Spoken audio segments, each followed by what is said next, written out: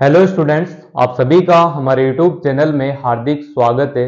आज के इस वीडियो में बात करने वाले हैं, जैसा कि आप लोगों के रिजल्ट आता है, चाहे कोई सी भी यूनिवर्सिटी से आप लोग हो, कोटा यूनिवर्सिटी, राजस्थान यूनिवर्सिटी, मत्स्य, सेकाउटी, ब्रज, किसी भी प्रकार की यूनिवर्सिटी से अगर आप हैं और आपकी जैसे ही मार्कशीट आती है या जैसे ही रिजल्ट आप लोगों को आता है, तो उसमें कुछ इस प्रकार के वर्ड आप लोगों को देखने को मिल जाते हैं, जैसे कि EFPS, EFPT, इस टाइप के वर्ड आपको देखने को मिल जाते हैं।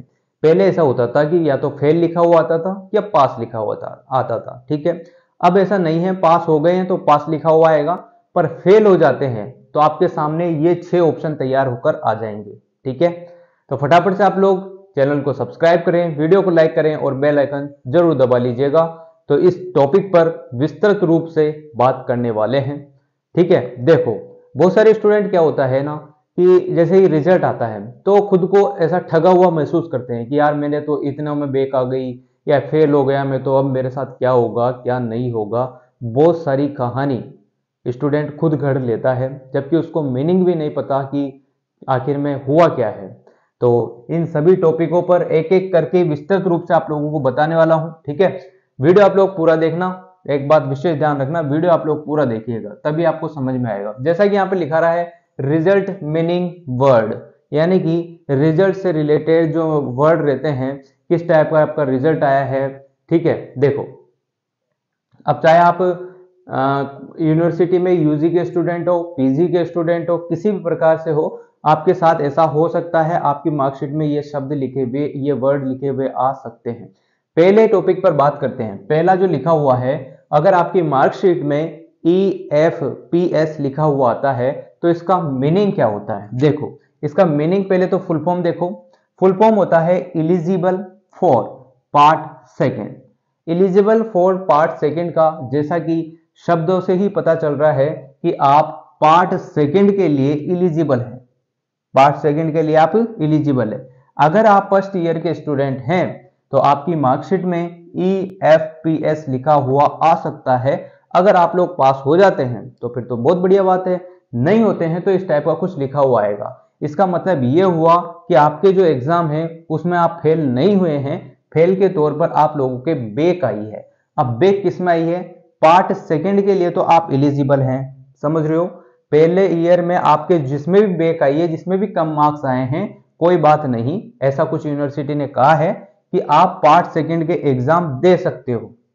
ऐसा नहीं है कि पार्ट फर्स्ट में आपके बेक आ गई या कुछ हो गया तो आपको पहले बेक कवर करनी है फिर सेकंड ईयर के एग्जाम देने, ऐसा कुछ भी नहीं है। ठीक है, इतना समझ में आ गया। अब देखो EFPS eligible for part second के आप लोग एग्जाम दे सकते हैं। अब देखो इसमें कौन से पेपरों में आपके बेक आती है, देखिएगा इस वाले जो ये वाला जो पैटर्न है पहला EFPS में, इसमें आपके होते हैं ऑप्शनल और कंपलसरी। ऑप्शनल और कंपलसरी पेपरों में किसी भी पेपर में आपके बेक आ सकती है। ऐसा कुछ जरूरी नहीं है कि ऑप्शनल में ही आपके बेक आए, ऐसा भी जरूरी नहीं है कि कंपलसरी में बेक आए, हो सकता है कि दोनों ही एक एक पेपरों में आ गई हो, है ना। तो इस टाइप का कुछ होता है तो आपके लिखा हुआ आ जाएगा EFPS। और बहुत सारी बार ऐसा भी होता है कि सारे सब्जेक्ट में भी आपके जैसे आपके सेमेस्टर चल गया, अब सेमेस्टर में 4 पेपर कम से कम लगते ही है, ज्यादा से ज्यादा भी 4-5 ही लगते हैं ना।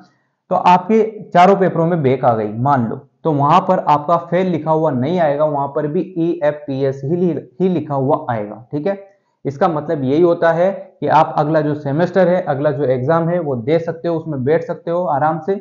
बस आपको ये जो फर्स्ट ईयर में आपके बेक है उसको कवर करनी है। ठीक है, देखो ये आपके अच्छे समझ में आ गया EFPS। अब देखो दूसरे टॉपिक पे बात करते हैं, EFPT। EFPT की पहले सबसे पहले फुल फॉर्म देखो, eligible for part third. Eligible for part third. अब यहां बात किसकी होने वाली है, यहां जिसके फर्स्ट ईयर में बेक है वो भी थर्ड ईयर के लिए एलिजिबल है। सेकेंड ईयर में अगर जिसके पास हो चुका है या उसमें भी बेक है तो भी वो थर्ड ईयर के लिए एलिजिबल है। तो मार्कशीट में क्या लिखा हुआ आएगा, जैसे उसके पहले पेपर में ड्यू चल रही थी, मतलब फर्स्ट ईयर में भी ड्यू चल रहे थे पेपर, सेकेंड ईयर में भी उसके ड्यू चले गए, तो क्या लिखा आएगा, एलिजिबल फॉर पार्ट थर्ड, यानी कि पार्ट थर्ड ईयर के एग्जाम तो आप लोग दे सकते हो। पर दिक्कत यह है कि आपको पुराने पेपर भी बेक जो आई है वो भी कवर करने होंगे। अब कवर करने के लिए आपको जरूरी नहीं है कि पूरा साल इंतजार करना है फिर वो कवर होगी उसके बाद ये दोगे, ऐसा नहीं है। आप आराम से कंटिन्यू अपना सेशन कर सकते हो, first year, third, second year, third year, इस टाइप से आप लोग कर सकते हो। तो उस पेपर में उस जो मार्कशीट होगी जिस भी स्टूडेंट की, उसमें लिखा हुआ आ जाएगा EFPT, ऐसा कुछ लिखा हुआ आ जाएगा EFPT। तो एलिजिबल फॉर पार्ट थर्ड। अच्छा समझ में आ गया आपको? दोनों आराम से अच्छे से समझ में आ गई होंगे। अब देखो तीसरा, देखो पोसो लिखा हुआ आ गया, तो नाम ही बहुत डेंजर है, पर देखो कुछ डेंजर नहीं है। पोसो का मतलब होगा पास इन ऑप्शनल सब्जेक्ट ओनली, पास इन ऑप्शनल सब्जेक्ट ओनली। अब देखो बहुत सारे स्टूडेंट ऐसे होते हैं जो बीए में, बीएससी में फर्स्ट टाइम ही एग्जाम देते हैं, तो उन्हें नहीं पता ऑप्शनल क्या है, कंपलसरी क्या है। हालांकि लगभग 99% स्टूडेंट को पता होता है, पर कुछ स्टूडेंट होते हैं जिन्हें रियल में भी नहीं पता होता कि ऑप्शनल क्या है, कंपलसरी क्या है। देखो ऑप्शनल सब्जेक्ट वो होते हैं जो आप खुद अपनी इच्छा से लेते हो, जो आपके खुद सब्जेक्ट होते हैं। और कंपलसरी, जो कंपलसरी होते हैं, उनको जो कंपलसरी सब्जेक्ट है उनमें आपका कोई जोर जबरदस्ती नहीं है, वो सभी के लिए सेम प्रकार के होते हैं, सबको उसके एग्जाम देने हैं। ठीक है, ये समझ में आ गई। अब देखो इस वाले पैटर्न पर क्या होगा, पोसो में क्या होगा, पास इन ऑप्शनल सब्जेक्ट, जो आपके मेन सब्जेक्ट है उनमें तो आप पास हो गए हैं, only subject optional subject only. तो ऑप्शनल सब्जेक्ट में तो आप लोग पास हो गए हैं, पर जो आपके कंपलसरी पेपर होते हैं जैसे कि BA, BSc, BCom, MSc, MCom, इनों में सब में चलते हैं general English, general Hindi, environmental, computer science, ये पेपर चलते ही हैं। तो इनमें पासिंग मार्क्स लाना जरूरी होता है, और बहुत सारे स्टूडेंट्स के नहीं आते हैं, और ऑप्शनल में तो उनके भर भर के नंबर आ जाते हैं। तो पास इन ऑप्शनल सब्जेक्ट ओनली, अगर ऑप्शनल सब्जेक्ट में पास है, कंपलसरी में उसके बैक है, तो पोसो हो लिखा हुआ आ जाएगा। ये भी आपके समझ में आ गई होगी। अब बात करते हैं चौथे पॉइंट पर आओ, PCSO। PCSO नाम से देखो, पहले फुल फॉर्म देखो, पास इन कोर सब्जेक्ट ओनली। अब आपके दिमाग में आ गया होगा ये कोर क्या वर्ड है, और ऐसा रिजल्ट में लिखा हुआ आ गया, तो इसका मतलब क्या निकलेगा। देखो पास तो आप हो गए, core subject only. Core subject का मतलब होता है जैसे आप लोगों का मूल सब्जेक्ट जो होता है, जैसे आप मान लो आपने मैथ ली है, साइंस मैथ के आप स्टूडेंट हैं, समझ रहे हो, साइंस मैथ के आप स्टूडेंट हैं, तो मैथ के साथ जो सहायक सब्जेक्ट होते हैं जैसे कि फिजिक्स भी होगा, केमिस्ट्री भी होगा, पर मैथ ओनली जो आपका मूल सब्जेक्ट है उसमें आप पास हो गए हैं, तो ये लिखा हुआ आएगा PCSO, पास इन कोर सब्जेक्ट ओनली। बाकी फिजिक्स में आपके बैक आ सकती है, केमिस्ट्री में बैक आ सकती है, साथ में ही जनरल जो पेपर होते हैं कंपलसरी पेपर, उनमें भी बैक आ सकती है, पर आपका जो मूल सब्जेक्ट है, जो मेन आपका सब्जेक्ट है, उसमें आप पास हैं, तो लिखा हुआ आएगा फोर्थ ऑप्शन PCSO। उम्मीद करता हूं आप लोगों को समझ में आ रही होगी चीजें, है ना। तो आप लोग इस वीडियो को, जो भी स्टूडेंट इस प्रकार की असमंजस भरी दुविधा में है या इस स्थिति में है, तो उनको प्लीज शेयर कीजिएगा, ताकि उनका भी जो डाउट है वो क्लियर हो जाए और वो घबराए नहीं। क्योंकि बहुत सारे स्टूडेंट ऐसे होते हैं जो खुद को फेल मान लेते हैं कि मैं तो फेल हो गया भाई, ये लिखा हुआ आ गया मतलब फेल हो गया। ऐसा कुछ नहीं है, ये एक ऑप्शन है जो काफी बेस्ट ऑप्शन है। फेल की अपेक्षा, फेल में तो आपका पूरा साल बिगड़ जाता है, इसमें आपका साल नहीं बिगड़ेगा, आप आगे की क्लास में कंटिन्यू कर सकते हो, साथ में ही जिसमें आपके बैक है उसमें अच्छे मार्क्स ला सकते हो और पास हो सकते हो। ये चीज समझ में आ गई चौथे नंबर की, कोर सब्जेक्ट का मतलब जो मूल पेपर है आपका, मेन पेपर है वो। अब बात करते हैं पांचवें टॉपिक की। देखो PSY हो, P का मतलब होता है pass in second year only. अब देखिएगा, पहला फर्स्ट ईयर आपने दिया, सेकेंड ईयर आपने दिया, 2 ईयर आपके हो चुके हैं।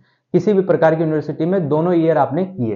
फर्स्ट ईयर में मान लो कि आपके बैक आ गई भाई साहब, बैक सारों में भी आ सकती है, 1-2 में भी आ सकती है, पर आप दूसरी क्लास में यानी कि आगे की क्लास में सेकेंड ईयर में जाने के लिए एलिजिबल है। अब सेकेंड ईयर में गए और आपने पेपर दिया, पेपर देने के बाद आपने उसमें बहुत मेहनत की, दिन रात आप पढ़े और आपका एग्जाम निकल गया, मतलब कि आप लोग पास हो गए। तो क्या हो गया, उसमें होता है pass in second year only आप लोग सेकेंड ईयर में पास हुए हैं, थर्ड ईयर में या फर्स्ट ईयर में आप लोग पास नहीं हुए हैं। इस बात का ध्यान रखिएगा। बहुत सारे स्टूडेंट होते हैं जो थर्ड ईयर का भी एग्जाम दे लेते हैं सेकेंड ईयर के बाद भी, पर वो फर्स्ट ईयर में भी ड्यू चलते रहते हैं, थर्ड ईयर में भी ड्यू चलता रहता है, तो उनकी मार्कशीट में यही लिखा हुआ आता है pass in second year only. ठीक है, फिर जब उनकी क्लियर हो जाती है, तीनों पेपर में ड्यू या बैक जो भी चल रही है, क्लियर होने के बाद वहां पर पास लिखा हुआ आ जाता है, इस टाइप से ना। अब देखो लास्ट देखो PTYO।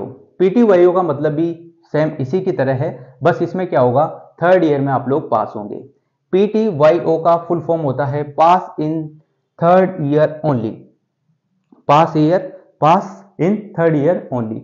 मात्र आप लोग थर्ड ईयर में पास हुए हो, ऐसा कुछ कहना चाहता है ये। देखो, आप लोगों ने 3 साल का कोर्स किया, 4 साल का किया, 10 साल का, कितने भी साल का किया, उससे कोई लेना देना नहीं। 3 साल का आपने कोर्स किया। अब देखो, आप फर्स्ट ईयर में आप गए, फर्स्ट ईयर में आप क्या गए, आपके वहां पर बैक आ गई। सेकेंड ईयर में गए, सेकेंड ईयर में भी आपके बैक आ गई। मतलब कि आप लोगों से पेपर नहीं निकल रहे, पर फिर भी आप लोग थर्ड ईयर में पहुंच गए साहब। अब थर्ड ईयर में पहुंच गए तो आप लोगों ने थर्ड ईयर में इतनी जम के मेहनत की, दिन रात एक कर दिए, बहुत ज्यादा ही मेहनत कर ली होगी। तो क्या हुआ, थर्ड ईयर में आप लोग पास हो गए। तो थर्ड ईयर में अगर आप पास होते हैं ओनली, और फर्स्ट ईयर सेकंड ईयर के आपके पते आते नहीं हो, फेल ही चल रहे हो, मतलब फेल का मतलब वही बैक चल रही हो, बार बार पेपर दे रहे हो, और थर्ड ईयर में आपने काफी जबरदस्त मेहनत करके आप पास हो गए, तो क्या लिखा हुआ आ जाएगा, PTYO, यानी कि pass in third year only. Third year में आप लोग पास हुए हैं। तो देखो, मैंने कितने अच्छे से, और आप लोगों को बहुत जो भारी भारी शब्द लगते हैं, ये ज्यादा ही भारी लगते हैं, जब रिजल्ट आता है ना तब बहुत ज्यादा भारी लगते हैं। तो देखो कितने अच्छे से कवर किए हैं, कितने अच्छे से आप लोगों को समझाए हैं। मैंने तो अपने हिसाब से काफी बेस्ट तरीके से आप लोगों को समझाने की कोशिश की है। अब डिपेंड करता है आपने कितना समझा है, क्या समझा है। नहीं समझ में आया, डबल वीडियो को देख लो, है ना। और जिन स्टूडेंट्स के साथ ऐसी कुछ घटना होती है तो उनको ये वीडियो का लिंक जो है वो शेयर कर सकते हो आप लोग, ठीक है। उम्मीद करता हूं ये जो रिजल्ट के मीनिंग होते हैं, पास में तो आप लोगों को क्लियर लिखा हुआ जाता है पास, और अगर फेल होते हैं तो अभी सेमेस्टर पैटर्न चल गया है तो ज्यादातर यही चीजें आपको देखने को मिलती होगी, है ना। ईयरली वालों में भी ऐसा ही कुछ होता था, और ईयरली वालों में डायरेक्ट आप लोग फेल भी होते थे, फेल होने के बाद आपका साल भी चला जाता था, यानी कि 1 साल का टाइम आप लोगों को लग जाता था। उम्मीद करता हूं वीडियो आप लोगों को अच्छी लगी होगी। वीडियो अच्छी लगी हो तो like, comment, share and subscribe. Thanks for watching.